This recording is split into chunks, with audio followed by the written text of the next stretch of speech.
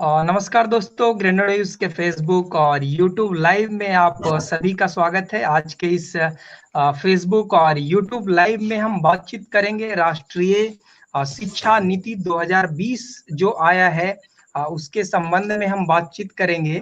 और आज के इस बातचीत में हमारे साथ जुड़ेंगे शारदा यूनिवर्सिटी से प्रोफेसर डॉक्टर मृदुल धारबाल, और जीबीयू गौतम बुद्ध यूनिवर्सिटी से डॉक्टर विश्वास त्रिपाठी, जिनके साथ हमें जानेंगे कि जो ये नई राष्ट्रीय शिक्षा नीति जो आई है, हाल ही में कैबिनेट के द्वारा जो पारित किया गया है, यह कितना जो है वो असरदार है, साथ ही इसकी क्या क्या चुनौतियां हैं, इसके बारे में हम लोग विस्तार से बातचीत करेंगे।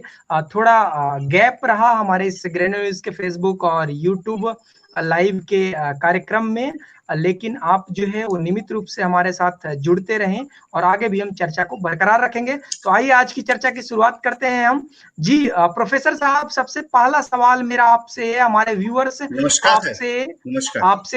आपसे समझना चाहेंगे कि जो नई राष्ट्रीय शिक्षा नीति आई है, ये कितना असरदार है और इसे किस रूप में आप देखते हैं? जी प्रोफेसर साहब। सर, सबसे पहले नमस्कार सभी दर्शकों को। सर, जो नई शिक्षा नीति आई है, अगर आपको याद हो तो 1986 में शिक्षा नीति बनाई गई थी। उसके बाद 1992 में इसमें अमेंडमेंट हुआ था, और ये आप देख लीजिए 1986 और अब 2020 चल रहा है।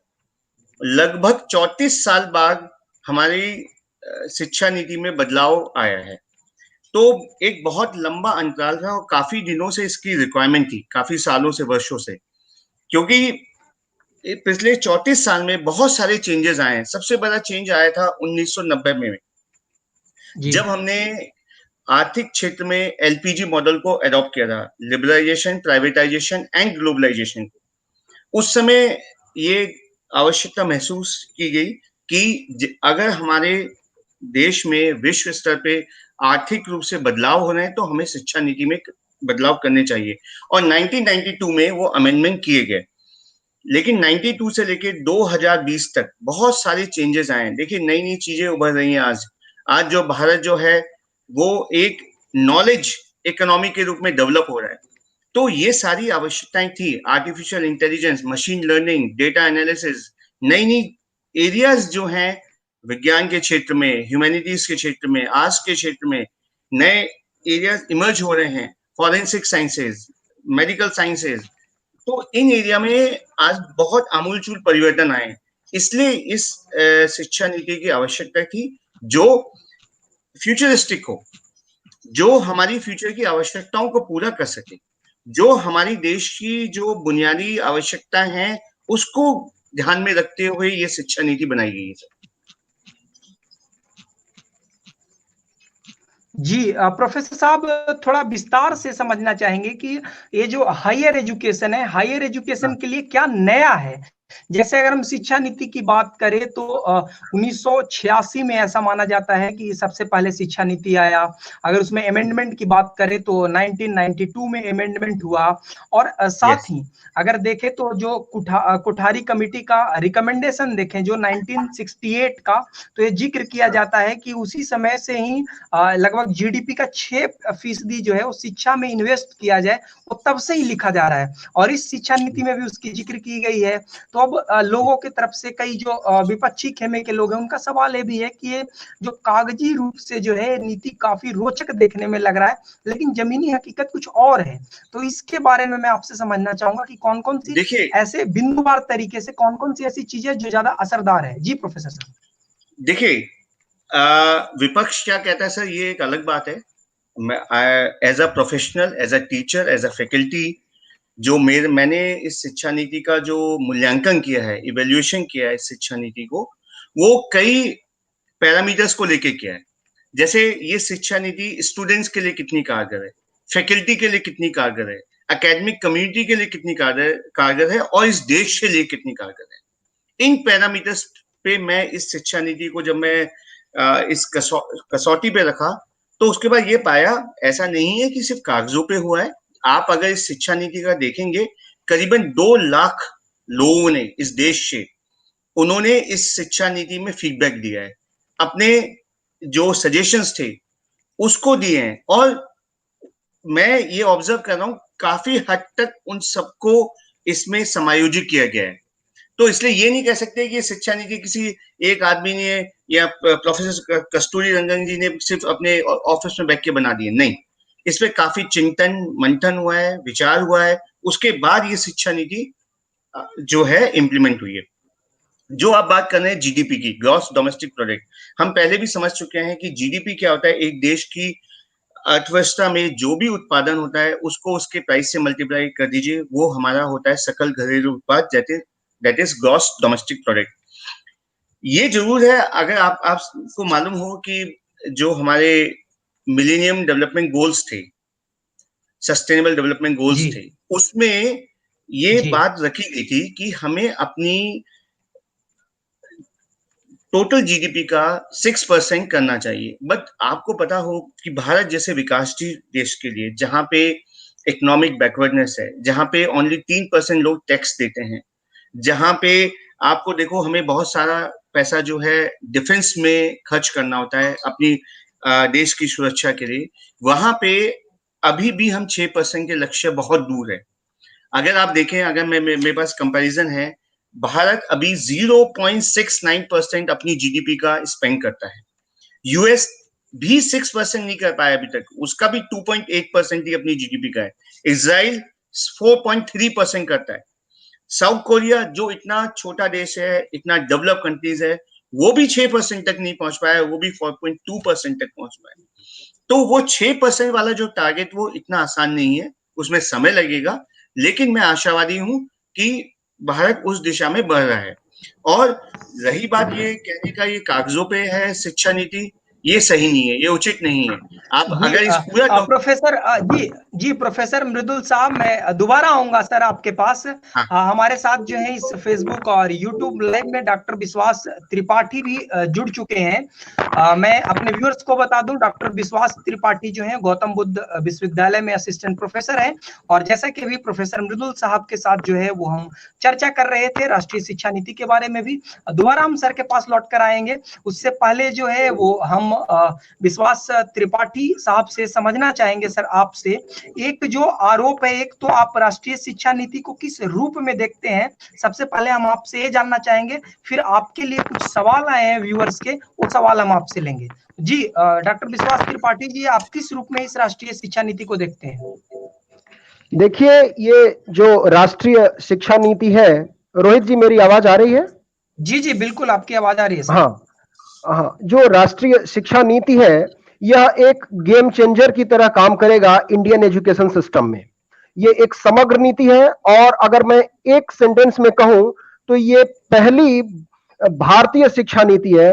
It is of the Indian, by the Indians and for the Indians. India centric approach, जिसमें भारत के शिक्षा पद्धति की जो मूलभूत समस्याएं हैं उनको सूक्ष्म स्तर पे उनका विश्लेषण किया गया है, और उसके बाद एक कॉम्प्रहेंसिव, एक होलिस्टिक, एक समग्र नीति बनाई गई है। तो निश्चित रूप से ये जो राष्ट्रीय शिक्षा नीति है, ये आने वाले समय में भारत की शिक्षा पद्धति को के लिए एक मील का पत्थर साबित होगी, इसमें कोई संदेह नहीं है।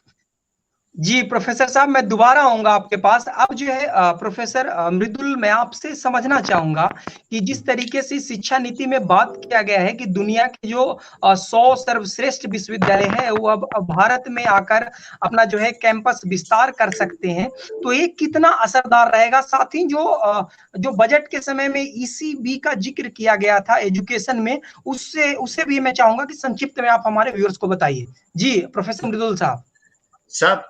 सर, आप एक बार ऑब्जर्व कीजिए, 1991 में जब हमने अपनी देश की अर्थव्यवस्था को मल्टीनेशनल कंपनीज के लिए खोला, देखिए उस समय जरूरत थी और देश की रिक्वायरमेंट थी, और हमने बहुत सारे आर्थिक क्षेत्रों में देश की अर्थव्यवस्था को ओपन किया, और देखिए उसका कहीं ना कहीं लाभ इस देश की जनता को मिला है। जैसे मैं आपको एक एग्जांपल देके टेलीकॉम इंडस्ट्री का बता रहा हूँ। टेलीकॉम इंडस्ट्री के अंदर पहले एक बीएसएनएल की मोनोपोली थी। अब आप देखिए, आपके अंदर वोडाफोन है, एयरटेल भी है, जियो भी है, इसका एडवांटेज किसको मिला, फायदा किसको मिला? सबसे ज्यादा फायदा कस्टमर को मिला। अब उसको पहले बीएसएनएल की सिम मुझे याद है मेरे फादर ने जब बीएसएनएल की सिम पहली बार परचेज की 5,000 रुपए की सिम आती थी, फिर 2,500 की सिम आने लगी, फिर 1,000 की आने, आज क्या फ्री में मिल जाती है 10 में। तो जब भी कंपटीशन होगा उसका फायदा कस्टमर को मिलेगा। दूसरे नंबर पे भले ही मल्टीनेशनल कंपनीज आए, लेकिन देखिए अल्टीमेटली अगर बाहर की जो हायर एजुकेशन विश्वविद्यालय आएगी उसका कैसा असर पड़ेगा जी? आएंगे तो उसका भी देखिए फायदा किसको मिलेगा? जो विश्वविद्यालय आएंगे उसके अंदर ऐसा तो नहीं है कि सारे के सारे फॉरेन के फैकल्टी मेंबर्स आएंगे।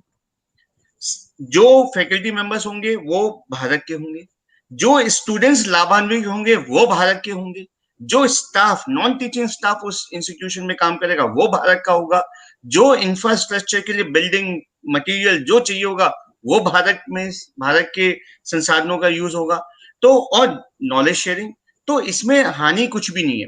लेकिन एक अच्छी बात ये लगी इस पूरी शिक्षा नीति में, इन्होंने ऐसे नहीं कहा कि कोई भी इंस्टीट्यूशन आ सकता है। अगर बहुत ध्यान से देखें उसमें बिल्कुल क्लियर मेंशन है कि विश्व की 100 सबसे श्रेष्ठ जो हैं टॉप इंस्टीट्यूशंस हैं वो ही अलाउ होंगे, हर कोई नहीं आ सकता। आप अगर शिक्षा नीति को पूरा विस्तार से देखेंगे तो उसमें बिल्कुल क्लियर मेंशन है विश्व की टॉप 100 इंस्टीट्यूशन ही they are eligible to enter in this system. तो ये इसका तो हमें फायदा मिलेगा। देखिए भारत हमेशा से एक नॉलेज शेयरिंग देश रहा है, एक नॉलेज इकोनॉमी रहा है, और हमेशा से हमने ये माना है कि नहीं, हमें जहां भी जो भी संस्कृति, जहां भी अच्छा कल्चर, अच्छी नॉलेज अच्छा है उसको ग्रहण करना चाहिए। इसमें कोई प्रोफेसर मृदुल साहब, आप कल्चर की बात किया आपने, तो अब डॉक्टर विश्वास त्रिपाठी के साथ पास चलते हैं। डॉक्टर विश्वास त्रिपाठी, आप अखिल भारतीय जो विद्यार्थी परिषद उस संगठन से भी आप जुड़े हुए हैं, तो एक सवाल है आपसे खास करके कि 2010 में जब यूपीए की सरकार ने फॉरेन यूनिवर्सिटी के लिए स्पेशल बिल लाया था पार्लियामेंट में, तब भाजपा ने उसका विरोध किया था, और जो मुख्य रूप से भाजपा के तरफ से और जो इसके विचारधारा से जो समर्थन या सहमति रखने वाले संगठन है, उनका एक कहना था कि अगर विदेशी विश्वविद्यालय इंडिया में आती है तो उससे जो है हायर एजुकेशन काफी महंगा हो जाएगा, और जो अच्छे अच्छे जो प्रोफेसर्स वगैरह जो इंडियन यूनिवर्सिटीज में पढ़ाते हैं वो उस फॉरेन यूनिवर्सिटी में चले जाएंगे। लेकिन आज शिक्षा नीति में इस चीज को स्वीकार लिया गया है कि फॉरेन यूनिवर्सिटी आकर कैंपस खोले। तो इसे आप किस रूप में देखते हैं? कई लोग जो है, हमारे पास कुछ संदेश भी आया है कि अगर आपसे अगर कोई एबीवीपी या बीजेपी के प्रवक्ता आपके साथ जुड़ते तो उनसे आप पूछिएगा कि आखिर आपकी ये सोच और नीति बदली कैसे। जी डॉक्टर विश्वास त्रिपाठी, आपसे सवाल है। जी, ये बात ठीक है कि 2010 में भी इस प्रकार का प्रस्ताव लाया गया था और तब संगठन की ओर से इसका विरोध किया गया था। लेकिन अगर आप इसको ध्यान से देखें तो दोनों के स्वरूप में बहुत अंतर था। आज हमने ये कह दिया कि पूरे हायर एजुकेशन को रेगुलेट करने वाली एक रेगुलेटरी बॉडी होगी, higher education council of India. मतलब, और जो बाहर की यूनिवर्सिटी भी हम बुला रहे हैं, जैसा कि प्रोफेसर मृदुल ने अभी इसे रेखांकित भी किया, ऐसा नहीं कि हम किसी यूनिवर्सिटी को बुला रहे हैं, हम टॉप 100 यूनिवर्सिटीज को बुला रहे हैं। और अब मैं आपको बताता हूं कि इसके पीछे मूल उद्देश्य क्या है। इसके पीछे मूल उद्देश्य क्या है? आप मीडिया जगत से जुड़े हुए हैं, अक्सर हम ऐसा न्यूज में सुनते हैं कि जो दुनिया की टॉप 500 यूनिवर्सिटीज हैं उनमें भारत के शिक्षण संस्थान बहुत कम है, या अगर है तो कुछ आईआईटीज हैं और वो भी 400 से 500 के बीच में है। तो आज जो चेंजिंग वर्ल्ड सिनेरियो है, जो बदलता परिवेश है, उसमें हम बेहतर कंपटीशन दे पाए, हम उनके साथ कॉम्पीट कर पाए, इसके लिए ये 100 विश्वविद्यालय बुलाए जा रहे हैं। तो उस स्वरूप में इस स्वरूप में अंतर है। यहां यह किया गया है कि जो रेगुलेटरी बॉडी है वो सिंगल रेगुलेटरी बॉडी है, रेगुलेशन हमारा होगा। ऐसा नहीं है कि कोई अपनी तरीके से सब कुछ कर लेगा, रेगुलेशन हमारा होगा। और ये जो 100 आएंगे, हमने इसीलिए हमने ये कह दिया, हमने रिसर्च यूनिवर्सिटीज एक्सक्लूसिव बनाने की बात इसमें कर दी। जो नई शिक्षा नीति आई है उस शिक्षा नीति को अगर आप देखें तो हायर एजुकेशन में भी उसने यूनिवर्सिटीज को कैटेगराइज करने की कोशिश करी है। ऐसी यूनिवर्सिटी जो एक्सक्लूसिवली केवल शिक्षा में फोकस करेंगी। हो सकता है बहुत सारी यूनिवर्सिटीज हो जिनके पास बहुत अच्छे टीचर हो, रिसर्च के लिए इंफ्रास्ट्रक्चर इज रिक्वायर्ड। तो अगर आपके पास इंफ्रास्ट्रक्चर नहीं है तो आप उसे नहीं कर सकते वर्ल्ड क्लास रिसर्च के लिए। और दूसरी यूनिवर्सिटीज जो एजुकेशन के साथ थोड़ा रिसर्च भी करेंगी। तीसरी यूनिवर्सिटी जो केवल और केवल उनका पूरा फोकस रिसर्च पे होगा। तो हमने उससे इसका कंपैरिजन नहीं किया जा सकता। यहां इसको इस नाते लाया गया है कि टॉप जो 100 यूनिवर्सिटीज आएंगी उनसे हम कोलैबोरेट करेंगे रिसर्च में, उनके टेक्नोलॉजी को यूज करेंगे, नॉलेज शेयरिंग होगी। और आप देखिए इसका दूसरा एडवांटेज ये है कि जब हमारे पास एक्सक्लूसिव रिसर्च यूनिवर्सिटीज होंगी जिनका कोलैबोरेशन होगा फॉरेन यूनिवर्सिटी से, तो हमारा जो रिसर्च होगा वो ट्रांसलेशनल लेवल पे आएगा। अगर मैं इसको सामान्य भाषा में समझाऊं तो आज हम कहते हैं कि आपने रिसर्च किया, लेकिन आम आदमी ये कहता है इस रिसर्च से प्रोडक्ट क्या आया। आप रिसर्च कर रहे हो, हमारे पास मार्केट में क्या है। तो अब जो रिसर्च होगी वो ट्रांसलेशनल लेवल पे होगी। मतलब आप अगर ड्रग की बात कर रहे हैं तो केवल बेसिक साइंस की रिसर्च नहीं करेंगे, आप उस ड्रग को मार्केट में लाएंगे। तो उससे क्या होगा, मैन्युफैक्चरिंग में हमारा पार्टिसिपेशन बढ़ेगा, पेटेंट्स हमारे बढ़ेंगे, और जो मैन्युफैक्चरिंग में India is lagging behind other countries, वो सारी चीजें एक कॉम्प्रहेंसिव आउटलुक के साथ ये किया गया। तो 2010 की जो फॉरेन यूनिवर्सिटी की पॉलिसी थी कि कुछ यूनिवर्सिटीज आ जाए और अपना सेंटर ओपन करे, उससे ये बिल्कुल इतर है, इसलिए दोनों का कंपैरिजन नहीं किया सकता। जी, अब जो अगला सवाल है मेरा वो आप दोनों से होगा। ये हम समझने का प्रयास करेंगे कि जो नई राष्ट्रीय शिक्षा नीति आई है इसके सामने चुनौतियां कई है, तो आप लोगों से ये समझना चाहेंगे कि किस किस तरह की चुनौती है। जैसे अगर वर्तमान हालात की बात करें तो चाहे वो सेंट्रल यूनिवर्सिटीज हो या स्टेट यूनिवर्सिटी हो या कोई डीम्ड यूनिवर्सिटी हो, आप देखेंगे तो फैकल्टी स्टूडेंट रेशियो जो होना चाहिए वो नहीं है। साथ ही इंफ्रास्ट्रक्चर की अगर बात करें तो कई ऐसे यूनिवर्सिटी है जहां पर्याप्त इंफ्रास्ट्रक्चर भी नहीं है, जहां पर अच्छे इनोवेशन के कार्य हों, रिसर्च के कार्य हों। तो इसी तरीके की कई और भी चुनौतियां हैं। अगर आंकड़ों में बात करें तो उसमें अगर हम टीचर स्टूडेंट रेशियो की बात करें तो कई ऐसे राज्य हैं, यानी अगर हम कुल राज्यों की संख्या अगर भारत में देखें तो उसमें 14 ऐसे राज्य हैं जिनकी टीचर स्टूडेंट रेशियो जो एवरेज रेशियो है देश का उससे भी कम है। तो अब आप लोगों से हम समझना चाहेंगे सर कि चुनौतियां क्या क्या है राष्ट्रीय शिक्षा नीति 2020 की। प्रोफेसर मृदुल, सबसे पहले मैं आपसे समझना चाहूंगा। जी सर, देखिए चुनौतियां बहुत सारी हैं, लेकिन जो 3 चुनौतियां जो मुझे सबसे ज्यादा लगती है, सबसे बड़ा है हमारे यहाँ ड्रॉप आउट रेशियो। अगर आप देखेंगे 100% रेशियो, अगर आप हायर एजुकेशन का और प्राइमरी एजुकेशन का डेटा जब उसको एनालिसिस करेंगे तो प्राइमरी एजुकेशन में 100% एनरोलमेंट होता है और हायर एजुकेशन का एनरोलमेंट 26% है। इसका मतलब है 75% आपका ड्रॉप आउट है, जो 2035 तक 50% करने का लक्ष्य है। तो सबसे बड़ा जो चैलेंज है कि कैसे विद्यार्थियों में इंटरेस्ट डेवलप किया जाए, कैसे एंगेज किया जाए उसकी एनर्जी को, कैसे उसको टीचिंग लर्निंग प्रोसेस में इन्वॉल्व किया जाए। अभी क्या है, बहुत सारी चुनौतियां हैं, जैसे आर्थिक है। बहुत सारे पेरेंट्स इसलिए बच्चों को नहीं भेजते कि उनको मालूम है कि यार बच्चे को मैं स्कूल भेजूंगा, इससे अच्छा मैं काम पे भेज देता हूँ, क्योंकि हमारे यहाँ गरीबी है, बेरोजगारी है, तो बहुत सारे आर्थिक कंस्ट्रेंट भी हैं। तो सबसे पहला जो कंस्ट्रेंट है कि ड्रॉप आउट रेशियो को कैसे कम किया जाए।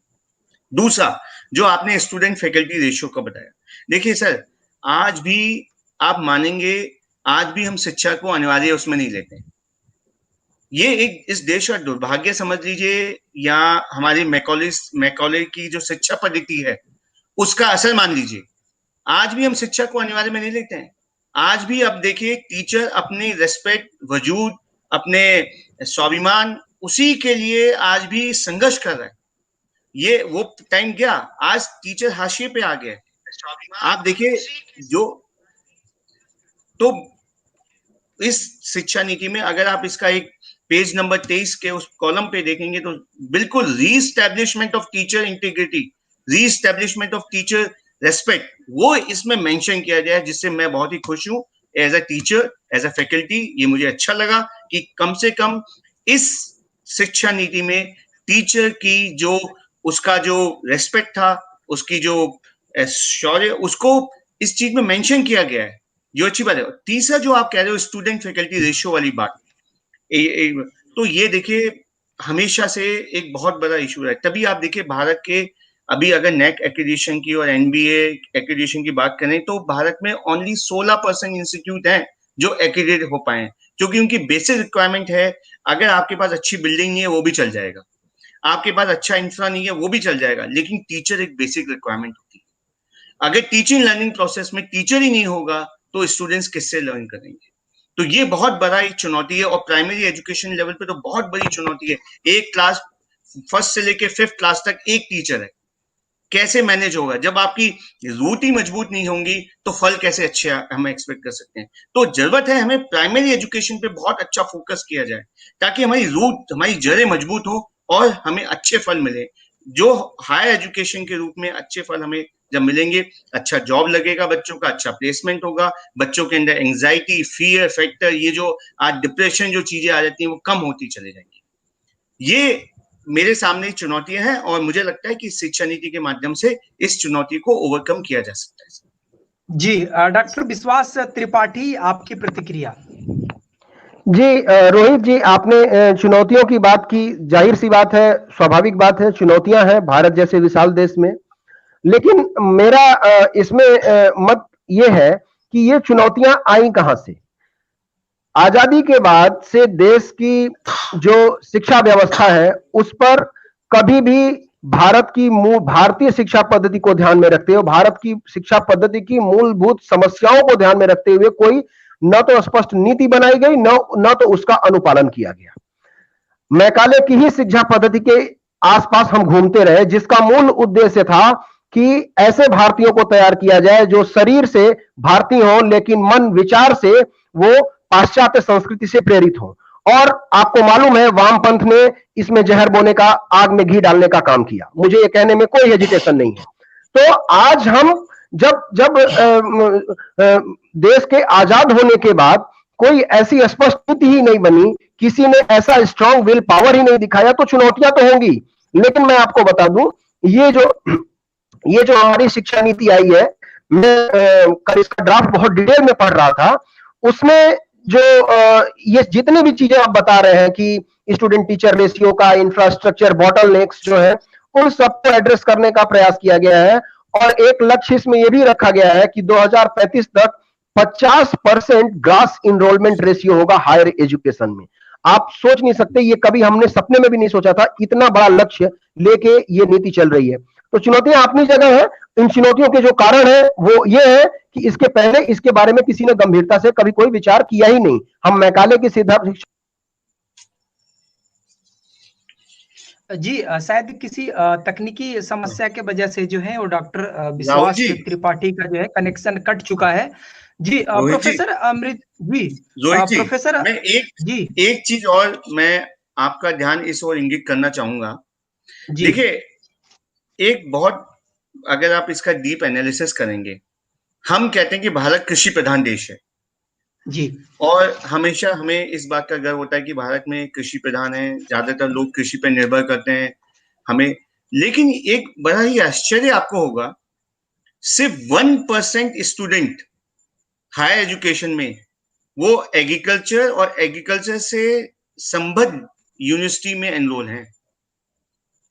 तो यानी जो कृषक पृष्ठभूमि से आने वाले स्टूडेंट की संख्या हायर एजुकेशन में कम है, आप ऐसा बताना चाह रहे हैं सर? नहीं, मतलब कह रहा हूं कि कृषि को, मतलब एक तरफ हम कृषि प्रधान देश के रूप में जाने जाते हैं क्योंकि हमारी 59% पॉपुलेशन कृषि पे डिपेंड करती है, लेकिन कृषि पढ़ने के लिए लोग इंटरेस्टेड नहीं है, क्योंकि हमने कभी कृषि को एज अ कैरियर के रूप में चूज ही नहीं किया। हमने सिर्फ कृषि को बस ये माना कि ठीक है बस। लेकिन अगर हम इस कृषि को एज अ कैरियर ऑप्शन के रूप में चुने, तो आप देखिए ये देश कहां से कहां बढ़ जाएगा। क्योंकि देखिए, इस लॉकडाउन में आपने अगर पूरा एनालिसिस किया हो इन 3 मंथ्स में, तो आपने ये ऑब्जर्व किया होगा, आप हर चीज का सेक्रीफाइस कर गए, लेकिन आप एग्रीकल्चर और एग्रीकल्चर से जो प्रोसेसिंग इंडस्ट्री है उसको सेक्रीफाइस नहीं कर पाए, जो कि कृषि आपकी प्राइमरी रिक्वायरमेंट है। जी प्रोफेसर मृदुल, आपकी बात बिल्कुल जो है दुरुस्त है। आपका जो कहना है कि अगर जो एग्रीकल्चर को अगर एक प्रोफेशन के रूप में अगर डेवलप किया जाए तो हमारी इकोनॉमी जो है वो और भी मजबूत होगी। अब जो आखिरी हम सवाल है हमारा, जिसे समझना चाहेंगे आप लोगों से, कि एक जो मल्टी डिसिप्लिनरी जो अप्रोच को अपनाने का चर्चा किया गया है, बात किया गया है कि अगर कोई छात्र विज्ञान का है है, और अगर आर्ट्स के किसी विषय में अगर उसे रुचि है तो उस विषय को भी अपना सकता है। साथ ही जो ये क्रेडिट सिस्टम जो बनाया गया है, तो इन दोनों के बारे में आप थोड़ा हमारे व्यूअर्स को बताइए कि कितना असरदार होगा। जी प्रोफेसर मृदुल।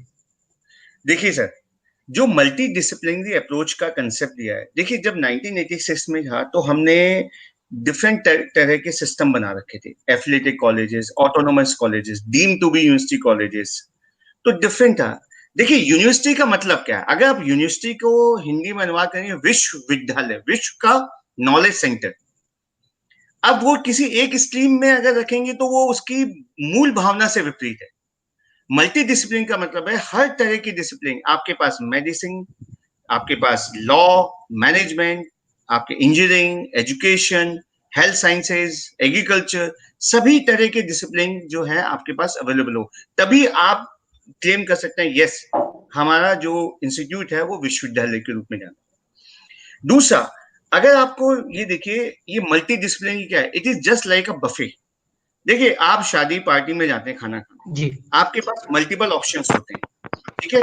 आज के टाइम पे वो गया जमाना सर, जब ठीक है आपने एक ही स्ट्रीम में, आप देखिए हमारे बिल्कुल पास में एक यूनिवर्सिटी है, अशोका यूनिवर्सिटी, लिबरल आर्ट्स।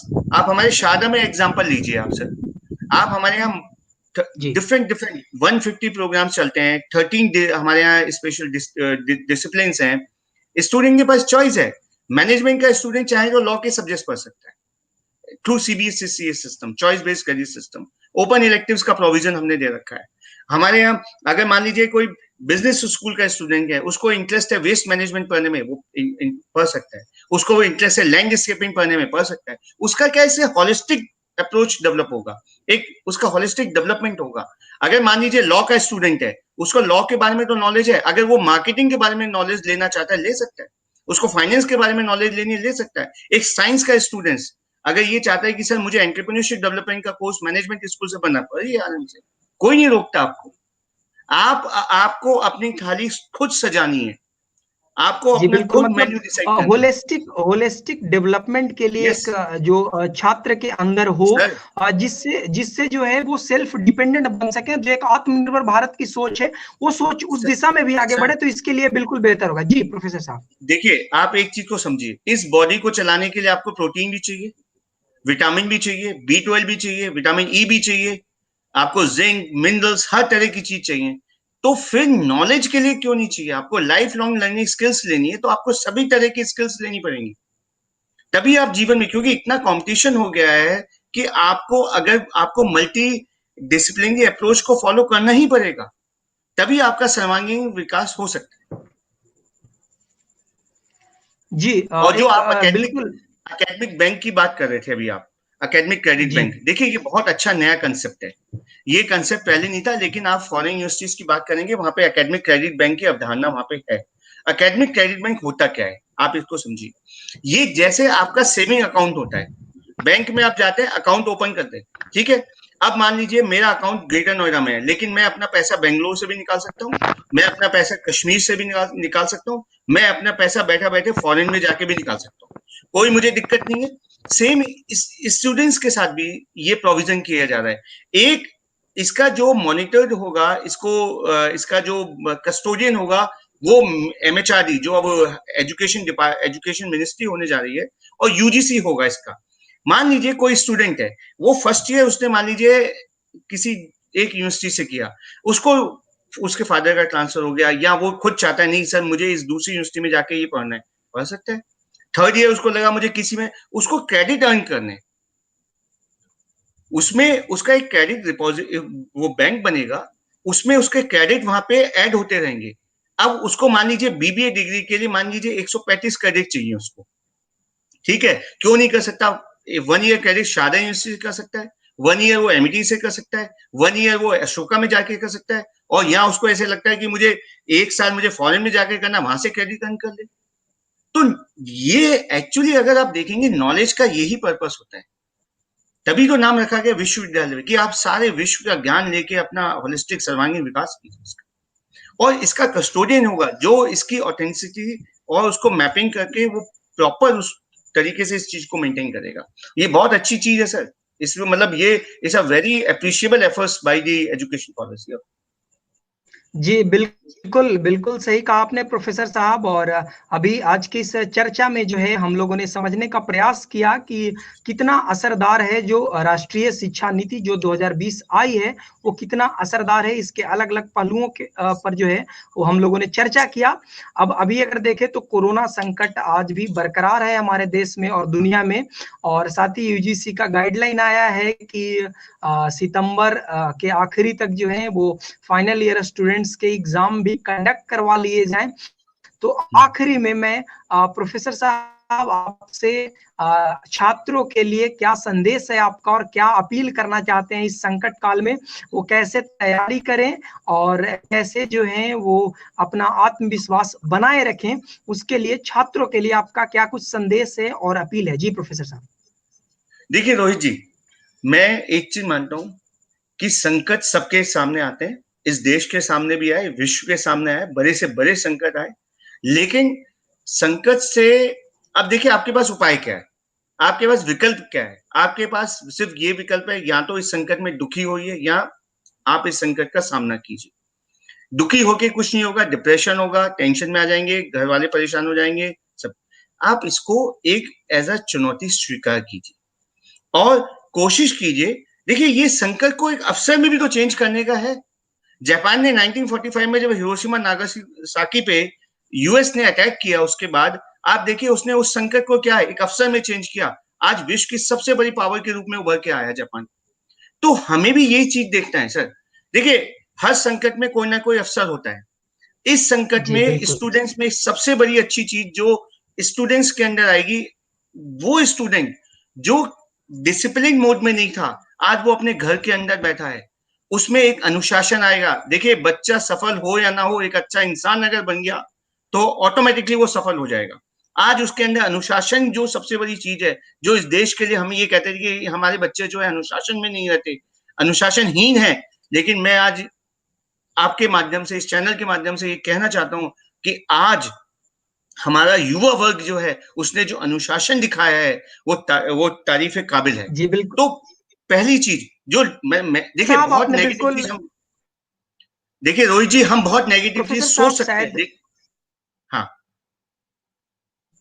देखिए जी रोहित जी प्रोफेसर मैं साहब शायद किसी